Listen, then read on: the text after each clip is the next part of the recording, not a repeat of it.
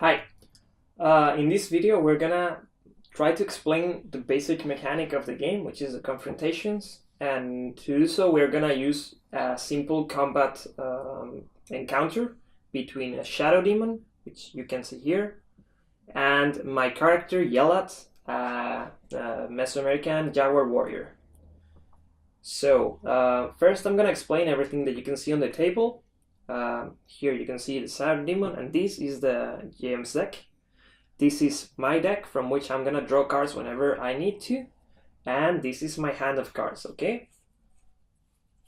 And as for my character, relevant information for this encounter is my initiative value, my health, my melee skill, because it's the one I'm gonna use the more often.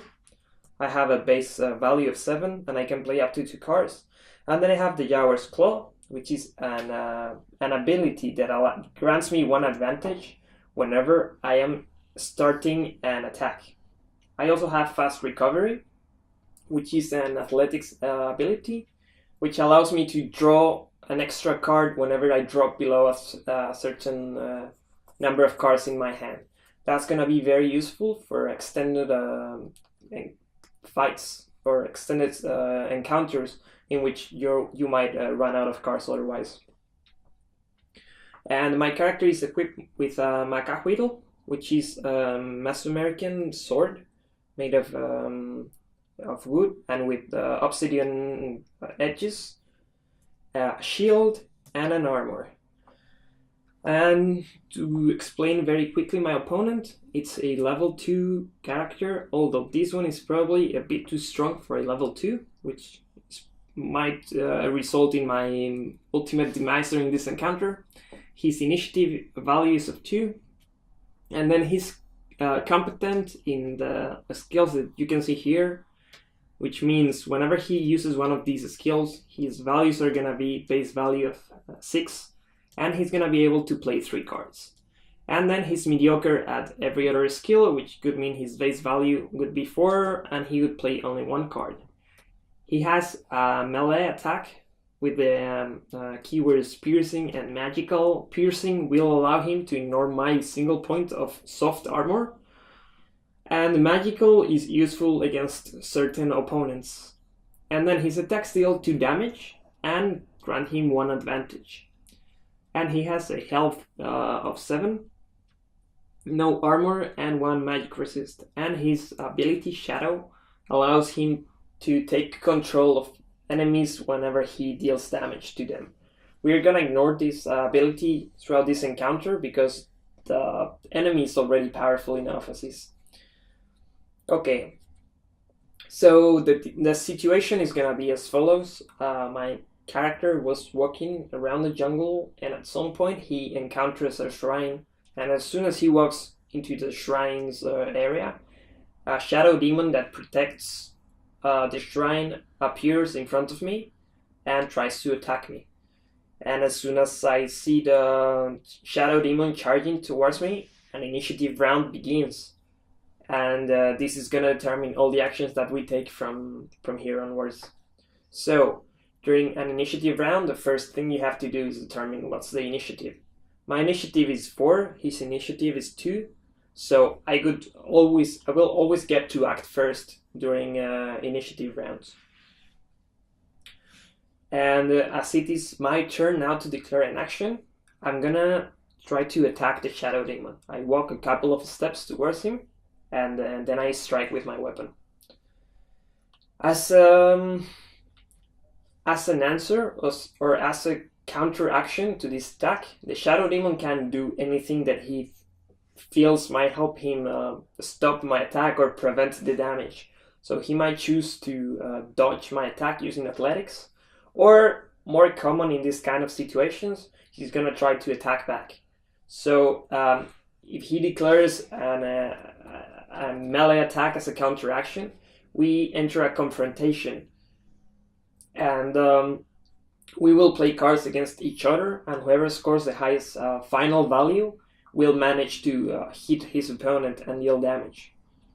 So As soon as I attack, he declares his counter action, and then we start a confrontation. During this confrontation, as his initial value is of 6 and my initial value is of 7, I am winning and he's forced to play the first card. NPCs play cards from the GM's deck, so his first card is gonna be a 2. That means right now he's winning by 1 point, but he's gonna be able to play one more card than I will, which means I cannot really take any chances if I want to make sure I win this first round. So I'm gonna play 6. That brings my total to 13, and his total is 8. That means I'm winning by 5 points, and it's his turn to play the next card. He plays an ace. Okay, this might be a very easy first round for me, and it's his turn to play the next card because his value total is 9 and mine is still 13. Now he plays a 6, bringing his total to 15, which means he's winning by 2 points. At this point, I have 2 options. I can either, I have 3 options. I could lose the confrontation, which doesn't help me at all, or I can win, but in this scenario, I have to choose whether I want to win by a Pyrrhic success, which is a very, let's say, is winning by a small margin, and that is going to be winning by either a tie or up to 2 points. And I could also decide to win with a large margin of success, and that would be winning by 3 to 5 points. That could be a regular success. And then I could, if I had the option to win by 6 or more points, that would be a critical success. The effects of the different levels are a regular success will deal your weapon damage. Critical success will also grant you a positive consequence, which might be anything that you think fits the story, but anything such as dealing double damage, or maybe ignoring your target's armor if you're fighting a very armored opponent, or maybe forcing or having your opponent lose his weapon or trip or anything like that. Whereas a Pyrrhic success might halve your damage, or it might deal some deterioration to your weapon, or any other negative consequence that the GM feels appropriate for the situation. I'm gonna try to deal full damage to my opponent, which means I'm gonna play S3. And this is also gonna allow us to explain one of the basic card replenishing mechanics. So this is gonna be my 3. And when I play this 3 belongs to the conflict suit, and that's the same suit that we are playing right now. This is a conflict, so whenever I play a card of conflict, I get to draw a new card. But as you can see here, my affinity is to conflict, which means whenever I trigger this interaction, instead of drawing a single card, I get to look at the top 2 cards of my deck, which are these 2, and then choose which one I want to keep, which could be this one, and whether I want to discard this one or put it back on the top of the deck. This case is going to go back to the top of the deck because it's a very useful card. It matches the same suit, and it's going to allow me to trigger this effect again in future encounters. And once we have done this, I have won the confrontation, but my total value was 16, his total value was 15, which means I have achieved a Pyrrhic success, which is not very good. And now it's up to the GM to decide the effect of a Pyrrhic success. And we're going to ignore the deterioration, which is an advanced mechanic of the game, which slowly means your weapon slowly deteriorates and it loses its edge. So the damage might go down. So we're simply going to go for a different effect. For example, in this case, the GM might say, okay, you managed to hit the Shadow Demon, but the strike is not true, and you only deal partial damage. So instead of dealing 3 damage, I'm going to deal 2 damage to the Shadow Demon. And as soon as we have finished this first round of the confrontation, we discard our cards on the table, and a new round starts. Now, this round is gonna play very similar to the previous round. So his first card is a 5, which doesn't change much for me. I know I still have to play the best card I can.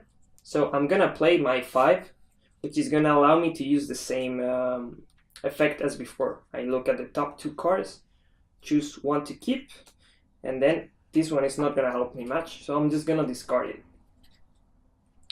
And it's the Shadow Demon's turn to play a card again. Okay, he plays a 3 for a total value of 14, and mine is 12, which means he may still win the confrontation. I'm gonna go ahead and play my next best card, which is another 5. I have a total of 17, and it's his turn to play again. Okay, he plays a 4, which means the Shadow Demon, with a final value of 11, 14, 18, defeats my 17 and wins the confrontation. At this point, he could deal damage to me. Instead, I'm gonna use my shield, which grants me protection 3, and I'm gonna deflect all of that damage to my shield. And that would mean I have to add deterioration to my shield equal to the damage he will deal to me, and I can ignore the attack. So the shield is a very powerful defensive tool, and in this case it's gonna allow me to prevent, well, the 2 damage I would take, which is actually half of my life. But as soon as my shield reaches the destructed symbol, it's gonna be destroyed.